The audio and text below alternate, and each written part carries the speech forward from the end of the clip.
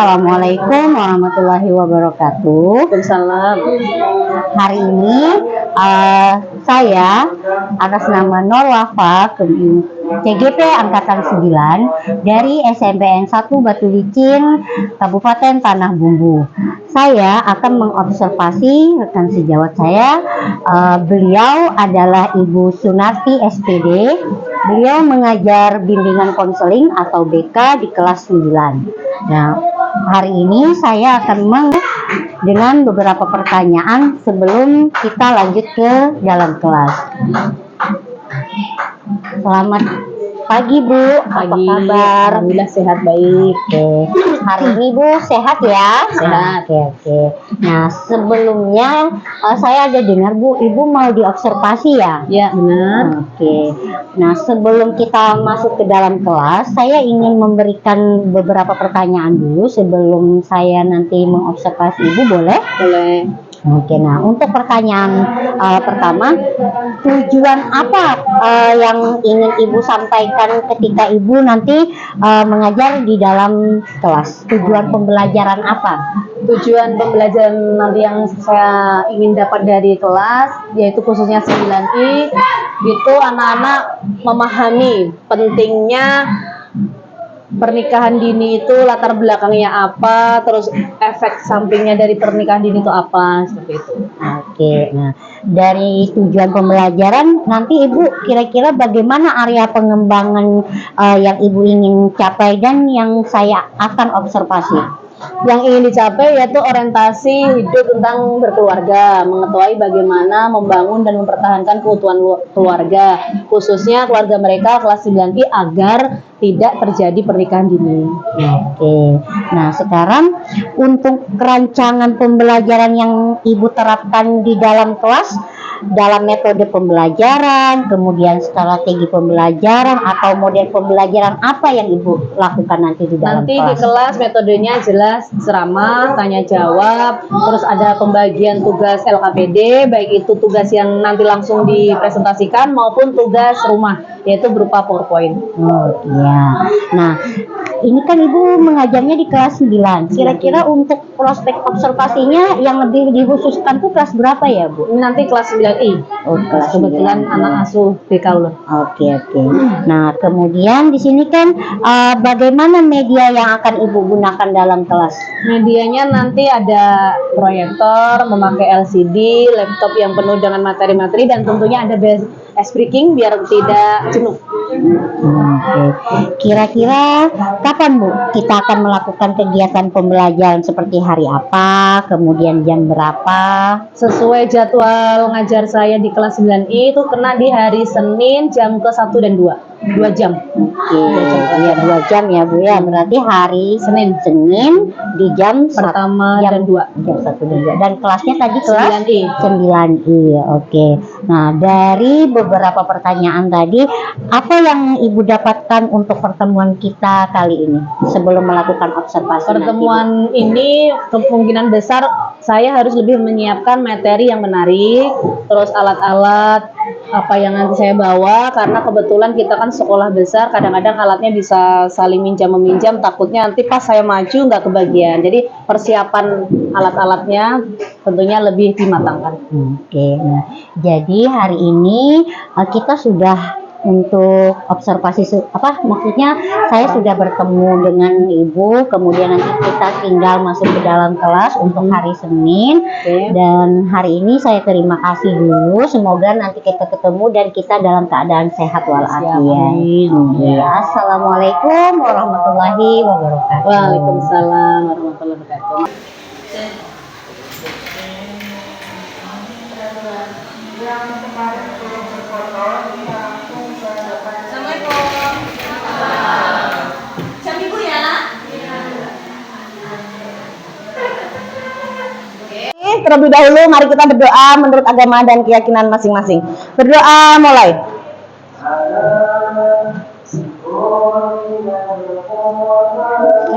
Berdoa selesai. Materi lalu kita membahas tentang stop bullying. Nah, sekarang yang akan kita bahas tentang Yang kita bahas hari ini tentang Ini tentang apa? Oke, tapi sebelum masuk ke materi dampak pernikahan di usia muda, terlebih dahulu mau Ibu absen. Hari ini yang nggak masuk siapa? Ahmad. Sama siapa lagi? Amil. Oke, yang lain hadir semua ya. Ingat, di jam pelajaran Ibu tidak boleh melebihi 2 kali absen berturut-turut tanpa keterangan. Sudah tahu? Oke. Tapi kalau sakit atau berhalangan dengan adanya izin ataupun surat itu beda. Tapi kalau alfa 2 kali berturut-turut nanti Ibu datangi di rumah. Oke, selanjutnya kita bahas tentang dampak pernikahan di usia muda. Tujuan dari materi ini kita dapat memahami, baca yang keras. Siapa penting orientasi hidup berkeluarga, mengetahui bagaimana membangun dan mempertahankan keutuhan keluarga. Siap, oke, pintar. Lanjut, next. Sebelum ke materi, kayak biasanya, biar kamu gak ngantuk, kita masuk ke ice breaking. Ice breakingnya seperti biasanya. Gambar apakah yang Anda ketahui? Ada yang bilang orang, sebelah sini burung, pohon, apa lagi? Ranting, rumput. Kita lihat yang benar apa ya? Oh, ternyata gambar orang. Laki-laki apa perempuan? Laki-laki, karena ini ada hidung mancungnya, ini rambutnya coklat, ini lengannya. Kita tes mata, ketajaman mata. Tapi kalau ada yang bilang gambar pohon, dan memang ini hampir semuanya gambar pohon. Ada yang bilang ini burung, memang ini kayak burung yang ada di ranting. Cuman yang benar adalah gambar manusia. Oke, persepsi. Fenomena pernikahan di usia muda masih sangat tinggi. Ibu berharap kelas ini jangan dulu menikah muda. Jika dahulu orang tua ingin agar anaknya menikah dengan muda dengan berbagai alasan, maka kini tidak sedikit remaja sendiri, bukan hanya remaja pedesaan tetapi juga remaja di kota besar yang ingin menikah muda ya. Jadi kalau dulu kan selalu orang-orang pelosok desa. Kalau sekarang di kota-kota pun sudah ada seperti itu. Tapi tidak berlaku untuk di kelas ini ya. Kelas ini pintar-pintar mau jadi orang sukses dulu. Pada kalangan remaja, pernikahan di usia muda ini dianggap sebagai jalan keluar untuk menghindari seks bebas. Ada juga yang melakukannya karena terpaksa dan karena hamil di luar nikah. Auzubillah min dzalik ya, jangan sampai. Pendapat tersebut mungkin ada benarnya. Namun, pernikahan tentunya bukan hanya sekedar menyatukan diri dalam suatu perkawinan sebagai jawaban atas permasalahan hidup yang sedang dihadapi. Pernikahan merupakan suatu bekal hidup yang harus dipersiapkan dengan matang. Ini persepsi itu kayak rangkuman gitu lah. Zaman dulu tuh memang sudah banyak anak-anak yang dinikahkan muda. Nggak hanya di pedesaan, di kota pun sudah mulai ada. Bedanya kalau di pedesaan karena orang tua nggak mampu untuk biaya hidup, biaya sekolah dan lain-lain. Kalau di kota biasanya karena hamil di luar nikah. Sampai sekarang pun ada hal-hal seperti itu. Tapi ibu berharap kelas ini tidak seperti itu ya. Next, pengertian pernikahan remaja, keluarga, pernikahan di usia muda. Apa itu pernikahan? Angkat tangan. Apa itu pernikahan? Ada yang tahu? Baca. Pernikahan adalah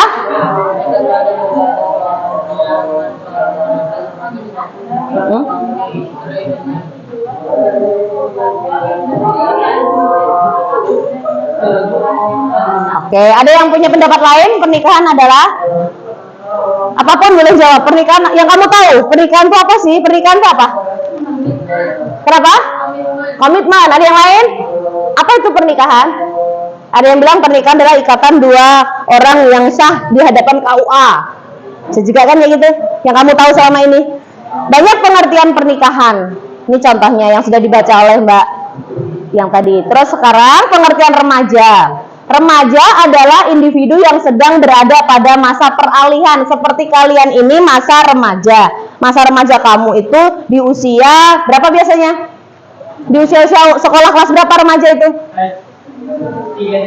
3 SMA, ada yang bilang gitu, ada yang bilang 3 SMP, ada yang bilang kelas 1 semester 2, Beda-beda ya, karena usia orang remaja itu memang rata-rata beda-beda. Ada yang sudah matang di usia kelas di 9, ada yang sudah matang di usia kelas 8, beda-beda. Ada yang baru matang di usia SMA kelas 10, seperti itu. Keluarga, apa itu keluarga? Kalian punya keluarga? Oke, apa itu keluarga? Ada yang tahu apa itu keluarga? Yang kamu tahu nih?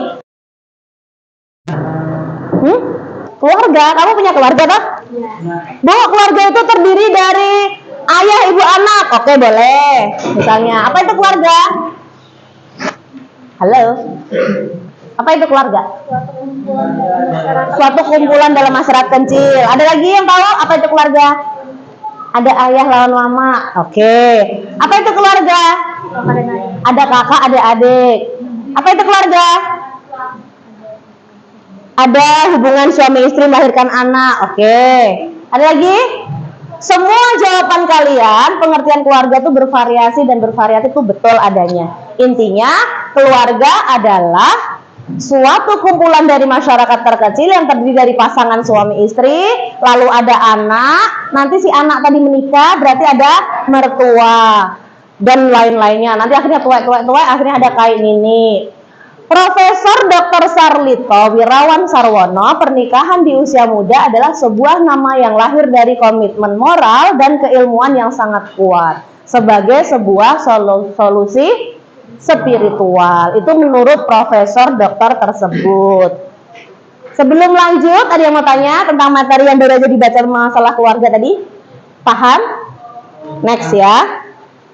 Faktor penyebab pernikahan di usia muda. Apa aja faktornya kira-kira? Yang satu faktor pribadi, dua faktor keluarga, tiga faktor lainnya. Lainnya itu apa saja? Budaya, pendidikan, ekonomi, faktor hukum. Ibu jelaskan satu-satu. Kalau faktor pribadi itu dasar dari dirinya, kepengen nikah muda, itu dari pribadi kalian. Misalnya contoh, kalau faktor keluarga bisa perjodohan, karena banyak hutang dijodohkan lalu lunas, bisa juga seperti itu ya nggak? Nikahkan dengan ulun, nanti utang-utang pian lunas, ada kayak gitu. Atau faktor keluarga supaya silsilah keluarga sepupu dapat anak sepupu, kan ada kayak gitu ya? Cucunya si Anu dapat cucunya si Anu digabung, ada juga itu faktor keluarga supaya ahli warisnya turun temurun, warisannya tidak lepas dari orang lain, bisa juga itu faktor keluarga bisa.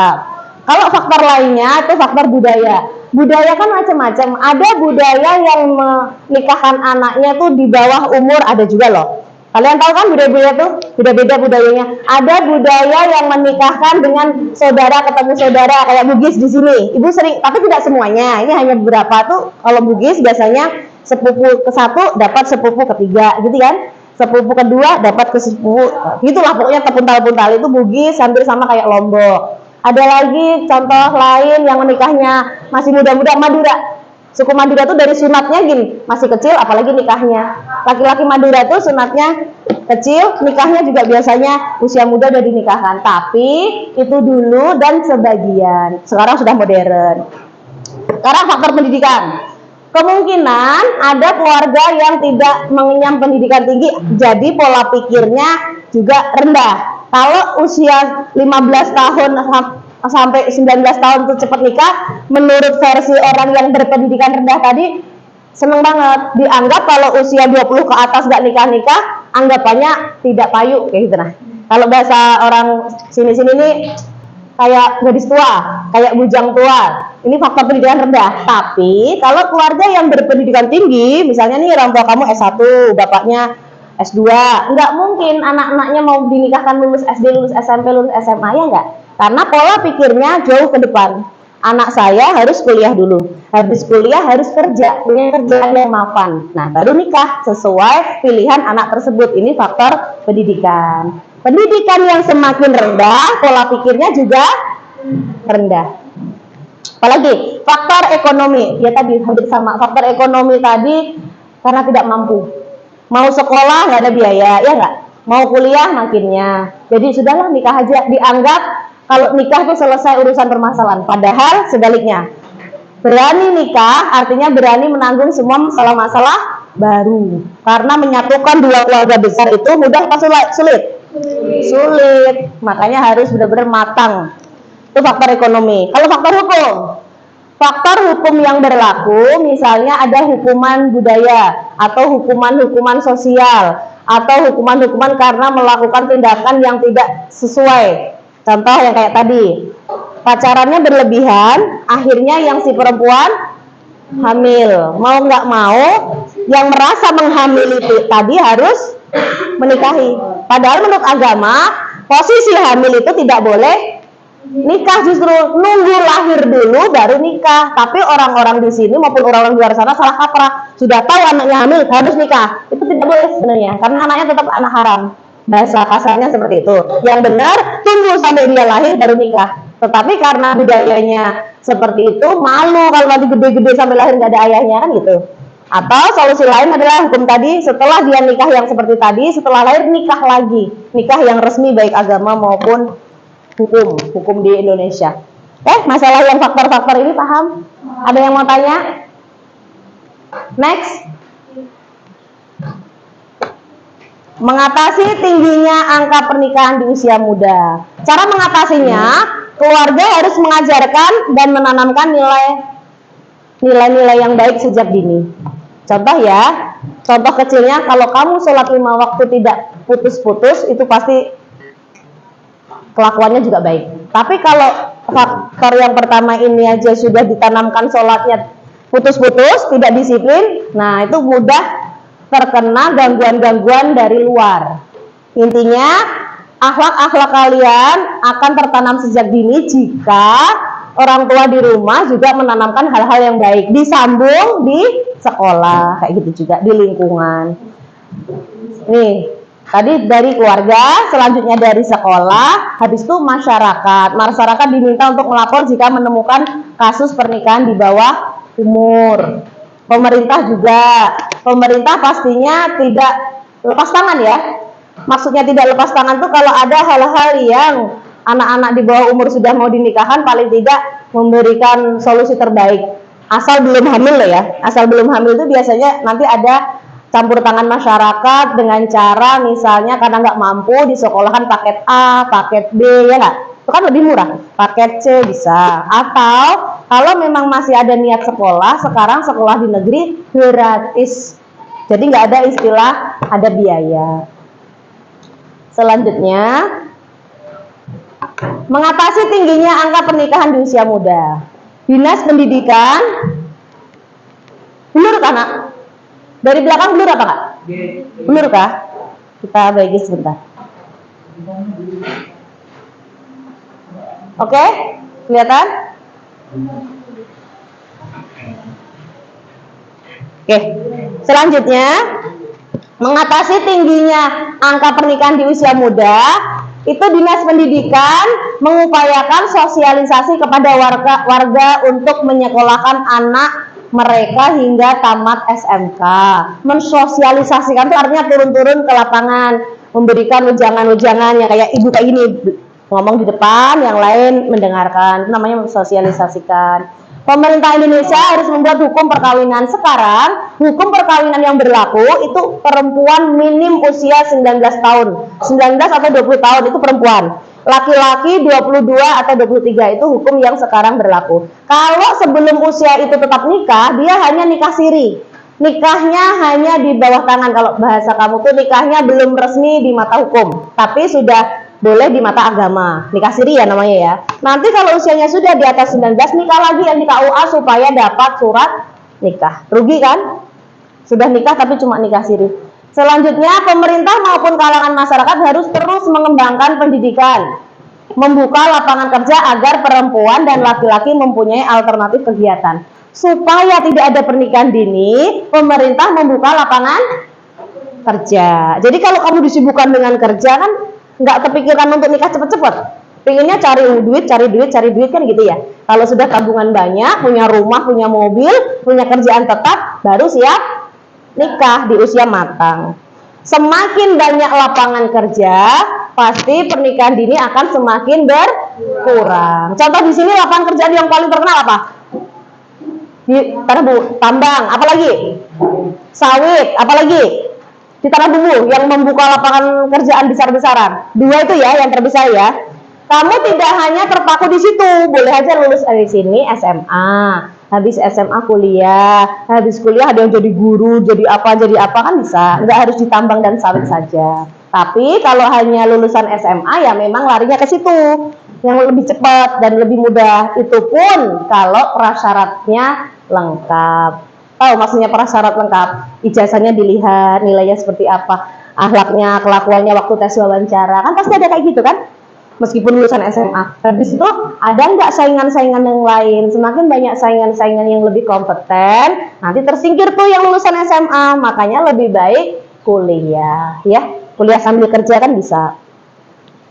Selanjutnya, oke, ternyata ini sudah terakhir. Dari materi semuanya itu ada yang mau ditanyakan? Boleh? Atau kita sharing aja? Ada yang mau ditanyakan? Di temanya pernikahan dini, adakah yang mau bertanya atau menanggapi? Bu, izin Oh, bertanya. oke, Naila, apa? Tetangga saya kan ada yang nikah muda atau nikah dini. Ya. Kok dia bahagia kelihatannya? Oh, kelihatannya bahagia Ya. gitu ya. Oke, ada yang mau menanggapi pernikahan dini ternyata endingnya bahagia. Oke, Fajri, tanggapi tentang pernyataan Naila di tetangga Naila, pernikahannya dini tapi kok bahagia kelihatannya. Menurut Fajri gimana? Ada juga Bu tetangga saya yang Nikah dini? Oh gitu, oke, berarti ada 2 versi ya. Oke, sekarang ibu tanggapi. Ada lagi yang menanggapi sebelum ibu simpulkan? Jadi pernikahan dini itu memang ada beberapa yang beruntung. Contohnya di tetangga Naila, ternyata sampai panjang jodohnya. Tapi Fajri juga tidak salah. Di lapangan pernikahan dini yang endingnya bercerai. Kemungkinan besar karena satu, mentalnya belum kuat, belum siap secara mental. Kedua, ekonominya mungkin belum mapan. Sedangkan di contoh tempat Naila, kemungkinan besar turun-temurun sudah kaya ya Naya. Jadi warisannya itulah, warisannya mungkin banyak, jadi endingnya bahagia. Itu hanya segelintir orang, beberapa orang saja. Oke, karena waktu kita mepet, jadi ibu ada, nah tinggal 1 jam tuh, sudah ada bel. Ibu ada sedikit tugas LKPD, bedanya untuk minggu ini LKPD-nya kertas berwarna. Ini nanti ibu bagi satu-satu. Silahkan ditulis, masih terkait dengan pernikahan dini. Tugasnya adalah tidak usah ditulis nama, atau mau ditulis nama? Nggak usah ya, karena privasi. Jadi pertanyaannya gini, menurut kamu, menurut pandangan kalian, perlukah kalian itu menikah dini? Dan kalau jawabannya iya, kenapa? Kalau tidak, kenapa? Jadi di sini nanti kamu jelaskan ya. Silahkan. Menurut pendapatmu, bagaimana tentang pernikahan dini? Setuju atau tidak setuju? Kalau setuju itu kenapa? Kalau tidak setuju, alasannya apa? Oh ya. Yuk, cepat. Yang sudah langsung dikerjakan. Itu yang ke toilet inilah harusnya tadi. Tapi bagusnya ditulis nama ya, biar ibunya tahu menurut si Anu gitu ya. Nama dan kelas.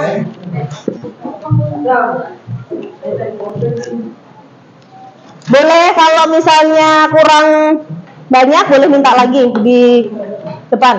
Nah. Ya, nama dan kelas. Karena nggak terlalu ini kok, ini nggak terlalu yang privasi banget.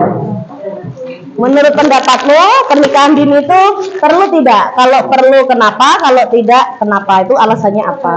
Karena apa? Hijau ya, kan cowok.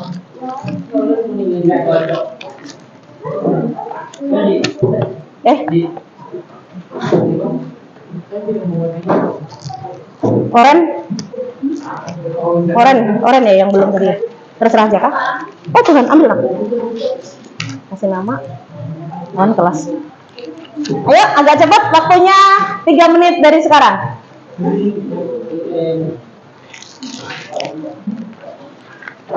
Nanti kalau sudah dikumpul per kelas seperti ini. Ini punya kelas sebelah. Kalau kelas sebelah temanya kemarin tentang cita-cita. Yang sudah dikumpul di sini di kelas 9I. 9I. Nah, nanti dikumpul di sini.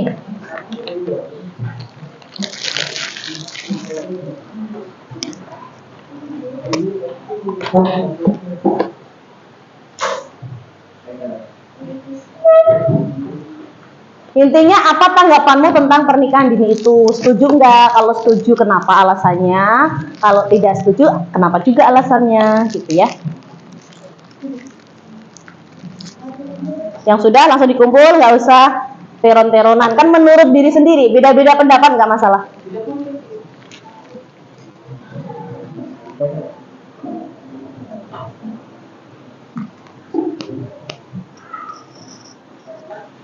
Waktunya 3 menit ya.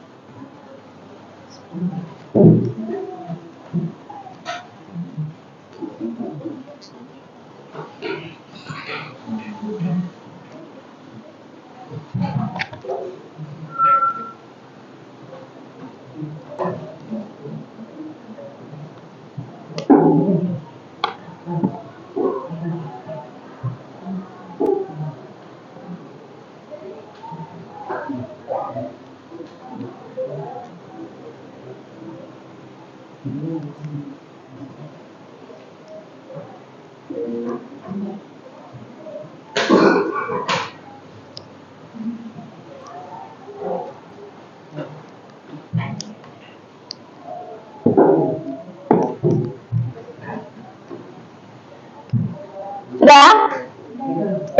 Sudah?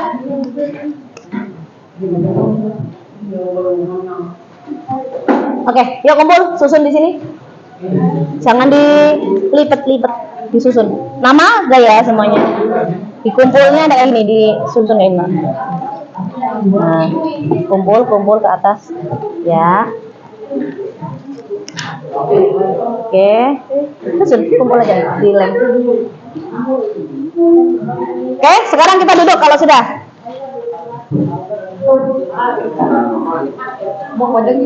Kebalik lemnya. Ah, dirimu.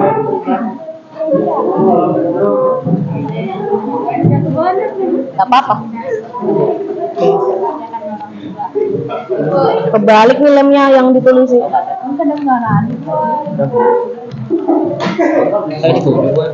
Biar duduk.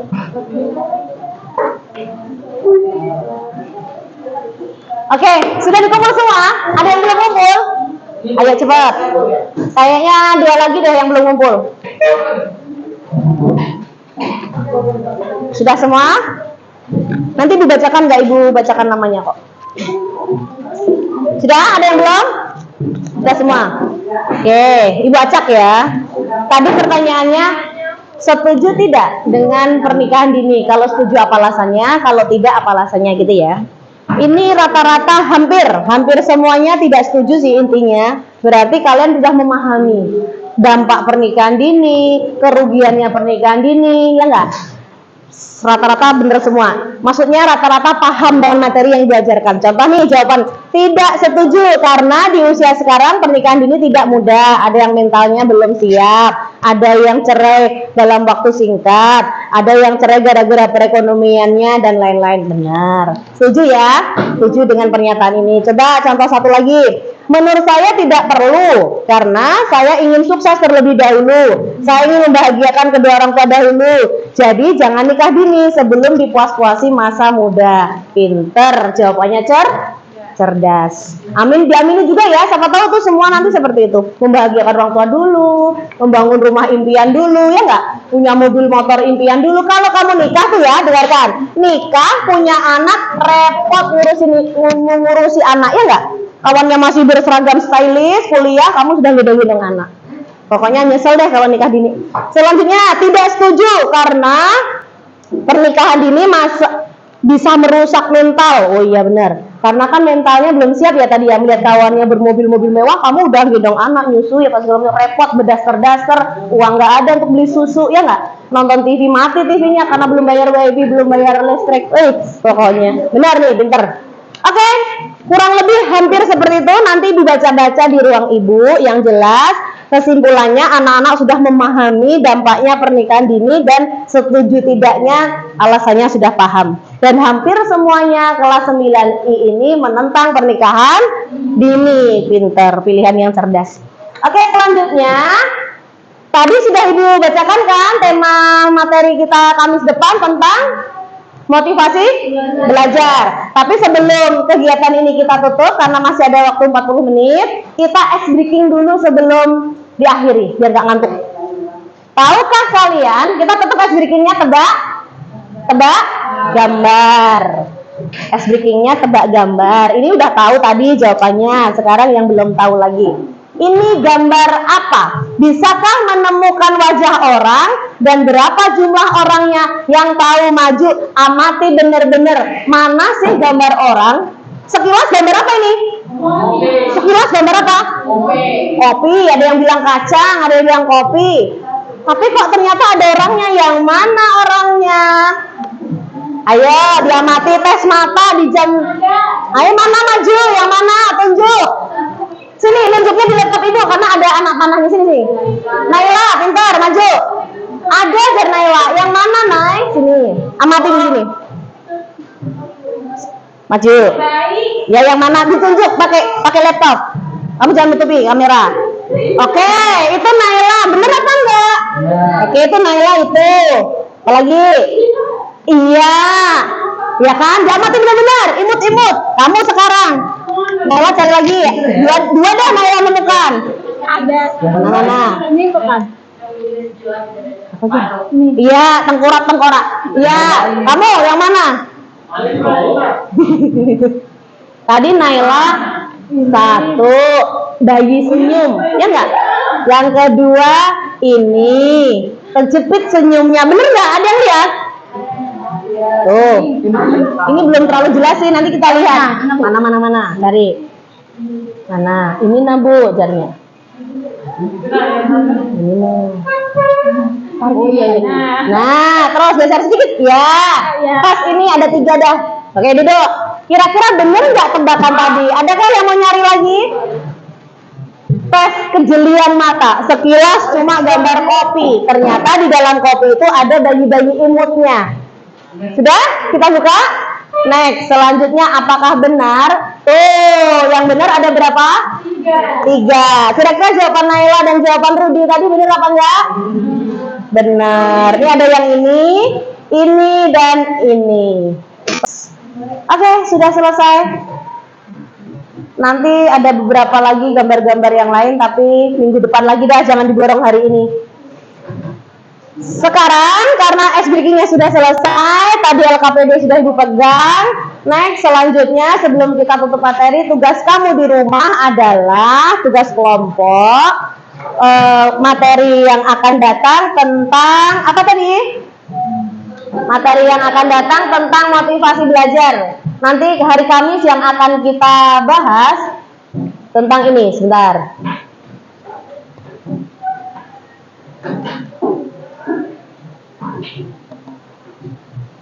Nah, yang akan datang kita akan bahas tentang motivasi belajar. Mana yuk?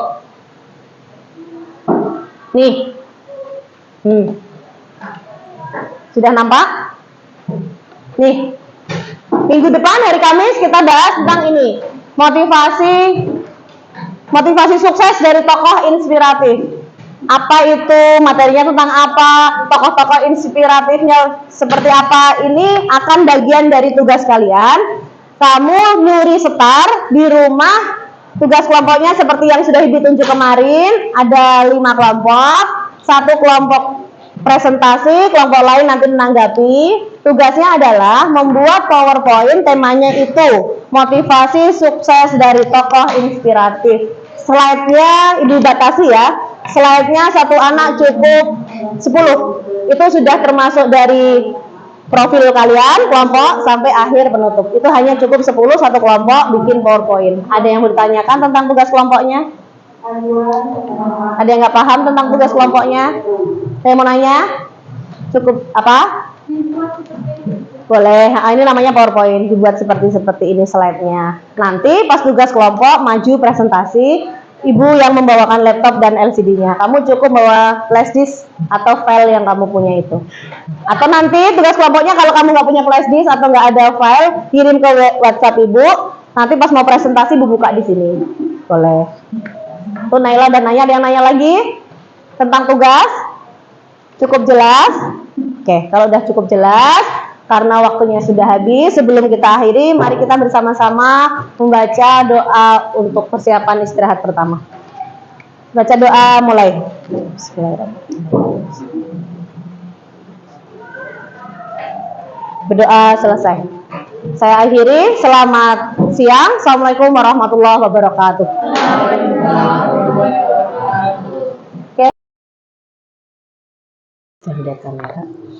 Assalamualaikum warahmatullahi wabarakatuh. Saya atas nama Nur Wafa, CGP Angkatan ke-9, SMPN 1 Batu Licin, Kabupaten Tanah Bumbu, Kalimantan Selatan. Hari ini saya akan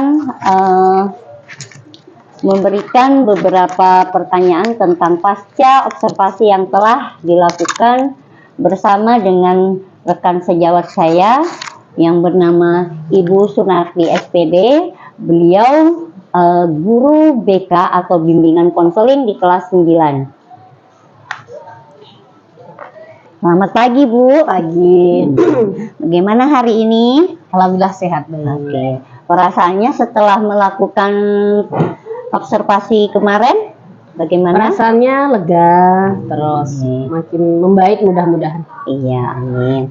Nah, karena kita sudah melakukan observasi, bolehkah saya memberikan beberapa lagi pertanyaan? Boleh. Oke, terima kasih. Setelah melakukan observasi, bagaimana perasaan Ibu terkait dengan jalannya observasi kelas yang Ibu lakukan dengan tujuan untuk mengevaluasi sejauh mana proses pembelajaran yang sudah Ibu lakukan? Perasaan saya setelah melakukan pembelajaran dan diobservasi oleh Bu Wafa, yang jelas tahu nih alur pembelajaran kami karena BK, jadi bukan pembelajaran Bu ya, layanan bimbingan konseling. Kebetulan ada jam di kelas, jadi sudah memahami alurnya seperti apa, mulai dari pembukaan sampai akhirnya penutup dan penugasan. Oke, alhamdulillah ya Bu ya. Kemudian bisa ceritakan kembali Bu area pengembangan apa yang Ibu lakukan di dalam kelas, kemudian langkah-langkah, tahapan-tahapan apa yang sudah Ibu lakukan di dalam kelas. Pengembangan dan tahapannya tentunya kita melakukan layanan bimbingan konseling, berupaya jangan hanya melalui ruang BK saja, jadi kita mainnya sudah lebih luas, bisa di kelas, bisa di halaman atau tempat-tempat senyaman mungkin yang sekira layanan bimbingan konseling terarah. Iya, artinya anak-anak juga lebih aktif, iya, lebih kreatif, penugasan LKPD tersalurkan dengan baik. Oke. Menurut Ibu, sejauh mana area pengembangan yang sudah Ibu sampaikan tadi? Apakah sudah berhasil dilakukan di dalam kelas atau tidak? Pengembangan yang saya lakukan, saya merasa sudah berhasil dan lebih baik dari sebelum-sebelumnya. Oke. Nah, menurut Ibu, kekurangan yang mungkin atau kendala yang Ibu hadapi dalam proses pembelajaran di kelas atau tadi apa layanan konseling? Kalau hambatannya sedikit sih, mungkin biasanya terkendala di fasilitas pembelajaran, seperti contoh nih pakai LCD, pakai laptop apa segala macam. Kadang-kadang terkendala karena banyaknya guru yang mau make, kita terbatas. Jadi kadang-kadang duluan, mana yang duluan ngambil itu yang kita pakai. Tapi kalau nanti endingnya kok kita nggak kebagian, nggak apa-apa, next time pertemuan yang akan datang baru kita pakai. Itu mungkin kendalanya. Lainnya insya Allah lancar aja. Karena mungkin tadi Ibu pakai di luar lapangan ya, maksudnya di luar, biasanya kan di luar kelas, ini pasti iya. dalam kelas. Oke, gini. Nah, kira-kira mengapa hal itu bisa terjadi, Bu? Apakah mereka kurang aktif atau tidak mau ikut terlibat dalam tim misalnya? Kendalanya kan di fasilitas, berarti kalau anak sih tidak, kalau anak nggak ada kendala. Ini lebih ke fasilitas karena fasilitasnya terbatas. Mungkin kita nanti usul ke bendahara supaya dibelikan yang jauh lebih banyak. Oke, ya baik.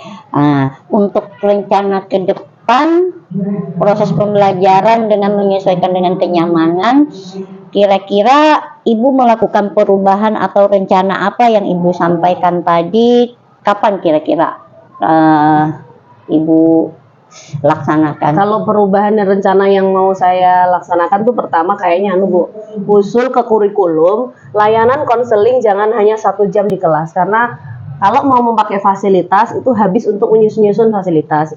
Jadi nanti mungkin dalam waktu dekat ngobrol dengan kurikulum agar seperti tahun-tahun lalu diberi 2 jam setiap pertemuan di dalam kelas. Itu yang pertama. Yang kedua, kayak tadi kembali ke masalah fasilitas, mudah-mudahan Bapak Kepala Sekolah dan Bendahara bisa menambah fasilitas yang memang sangat diperlukan oleh hampir semua guru mata pelajaran. Iya, oke. Artinya semua berperan penting ya Bu Sangat, ya. iya. Dan kembali lagi ke peraturan sekolah. Iya, betul. Iya, apapun yang kita rencanakan ya kembali lagi. komunikasikan. Iya. Nah, alhamdulillah kesempatan hari ini, dan Ibu juga sudah mau diobservasi minggu kemarin. Terima kasih banyak karena kita sama-sama membagi ilmu. Siap, terima Iya. kasih kembali. Oke. Hari ini Pak, alhamdulillah saya sudah selesai mengobservasi Ibu Sunarti. Kira-kira di bagian mana Pak kekurangan atau kelebihan yang sudah saya lakukan? Dalam konteks pemahaman untuk pembelajaran, saya melihat dalam proses pembelajaran itu sebagai Bu Sunarti ya, selaku teman sejawat untuk melakukan pembelajaran, alhamdulillah itu sudah bagus karena sudah bisa dipahami dengan proses pembelajaran berdiferensiasi yang bisa dilakukan dalam konteks pembelajaran sudah berjalan dengan lancar. Namun ada beberapa hal yang harus diperhatikan dalam speakingnya kalau bisa itu lebih luas ya, artinya anak-anak bisa melihat secara global, jangan melihat secara individu. Jadi anak-anak ini bisa melihat dengan konsentrasi secara keseluruhan. Nah, bukan secara per individu, kan dilihat itu ada dilihat di laptop. Sebaiknya dilihat itu secara global. Jadi kita konsentrasi seluruh siswa itu bisa terkondisikan. Jadi dia merasakan bahwa ada perhatian secara keseluruhan. Nah, itu kita bisa lihat bahwa kalau dalam pembelajaran, alhamdulillah kayaknya dia luar biasa tertib. Anak-anaknya sudah bisa berbagi. Kemudian yang kedua, yang bagusnya kalau misalnya ada post-it yang diberikan. Nah, post-it yang diberikan sebenarnya ditempel di papan dinding atau menggunakan karton. Nah, di situ membedakan di mana anak yang senang dengan temanya kemarin yang berkaitan dengan pernikahan dini. Nah, kan anak-anak banyak tidak setuju dengan. Nah, di situ ada perbedaan bahwa anak yang setuju dengan tidak setuju. Kita bisa melihat langsung konsep yang terlihat. Tapi kalau kita seorang guru membacakan terlalu lama waktu jedanya. Tapi kalau sudah terpampang di sini, ada yang senang beberapa anak yang setuju dan beberapa anak yang tidak setuju.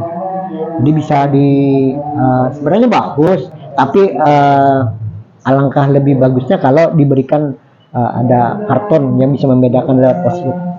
Nah, jadi lebih mudah kita melihat karena secara global, anak ini walaupun tidak disebutkan, tidak menuliskan nama, tapi saya lihat tadi malam itu adalah menuliskan nama-nama anak. Nah, kemudian sebenarnya dalam konsep itu anak-anak suruh membaca. Nah, refleksinya kan anak-anak suruh membaca, walaupun acak aja namanya, nggak apa-apa. Jadi suruh membaca, anak-anak diberikan motivasi. Kemudian kalau untuk speakingnya, alhamdulillah bagus, luar biasa. Nah, saya melihat itu adalah konsep pembelajaran yang dilakukan Ibu Sunarti, sudah bagus. Cuman kayaknya anak-anak masih malu dengan video-video yang ada, karena mungkin tidak terbiasa lah. Nanti ending kedepannya mungkin biasa sudah, karena di sisi lain untuk sudah berjalan untuk penerapan disiplinnya alhamdulillah, kemudian komunikasi positif sudah berjalan, kemudian pemberian motivasi terhadap anak ya luar biasa. Karena endingnya ada penugasan setelah pembelajaran dilakukan, secara refleksi, kemudian dilakukan ada penugasan di rumah untuk pembelajaran berikutnya.